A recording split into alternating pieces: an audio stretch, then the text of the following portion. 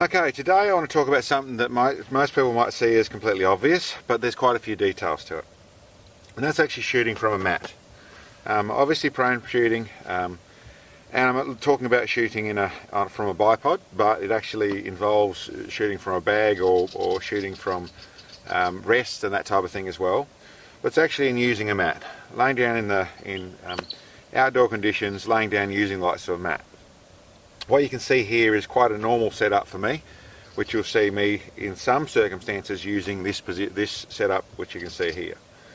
What I'm talking about there is I've got the front legs of the bipod on the mat, and I've got a rear bag. I'll normally have the likes of my rest, but for this instance I'll just show just with a bag, just like most people are going to be shooting. Now all that might look normal like everyone does. I'm going to go through some of the details.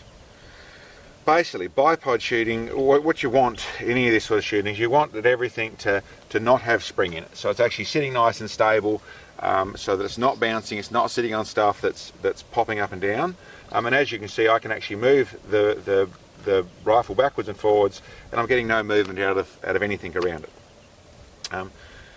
The conditions that I'm using here, this particular mat has very thin. This part of the front of the actual mat is just thin canvas with some plastic on the back of it. This has been used a lot, which lets it grip to the ground nicely. There's no spring. If you come back into here, there's actually foam rubber inside this point, so it has spring inside it. What is not obvious is that essentially I've also on this mat, removed all the foam out of this section here. So there's no spring underneath this point.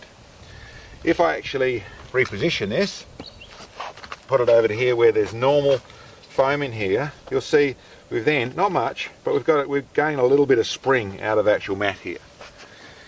Now, if this was on grass, a grass cover, then we start to change the rules a little bit. I'll put it back to where we were, because then you'll find that all your spring, your mat side of things, with the foam rubber here and with the grass cover here, you'll end up with quite a bit of spring in the back where your rest is mounting, where your actual bag or bag base or whatever you're shooting is mounting. The other side of things is this is positioned where the front legs are on the mat. Quite commonly you'll see I prefer to be out here in the dirt where there's no mat underneath. I prefer to be right out there. The reason in these sort of circumstances, on this sort of ground, I wouldn't do that, is that you'll see that as I try and preload, it'll keep doing that. It'll keep walking forward on the dirt. Now, if that was different soil, if that was grass covered, so it's got strength in it, then I'll get the legs in the grass, and the grass actually gives it the grip. But being broken dirt like this is, that's why I actually come back into my mat. I make sure that I get it preloaded on there, and then the mat becomes the grip to stop it from traveling. But it is definitely down. If I put those legs, as you'll see some people shoot, they don't have this piece on the front here. They'll just have the foam rubber at the front edge of the mat, like this mat over here actually. So we'll go to a different mat. It's got nice foam rubber on it all around the place, so nice and comfortable to lay on. So that is not an uncommon. You can use this mat other way around. It's got a thinner side here, but for this example I want to show what some people are actually shooting with. This is a rifle bag made to be used as a mat as well. You've got nice bits to clip on stuff to be able to in windy conditions have your data books and everything all covered and zip tied down there, or your ammo or wherever it is down there, so it's nice and easy to use. And of course you can be shooting like this where you're out the front. Same problem which I'm describing. This foam rubber gives you this springy sensation down the back here. That is in perfect shooting form, with everything working really well and everything being really consistent, isn't going to cause a problem. But anything of those bits that isn't perfect, you get this spring out of the back of it. And as you'll see quite commonly, people want to keep everything off the dirt, or you've got broken loose dirt like we've got here, so you know it's going to move around. You want to get that grip, you put it back on your bag here, so it fixes the fact that you can push forward and get preload. But out there, out there. And the truth of it is, you won't notice it generally shooting yourself.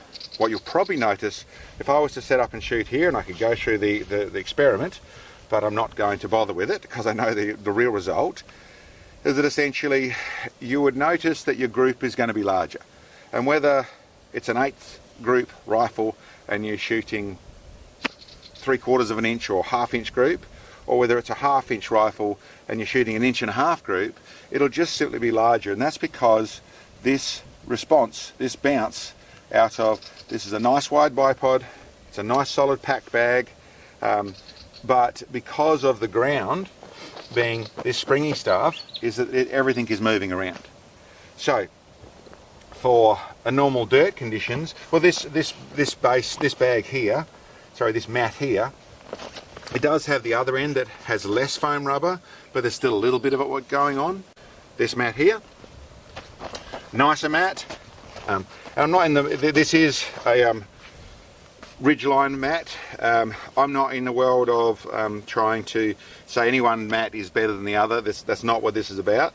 This is to try and describe what you should be looking for in a mat and how to use a mat.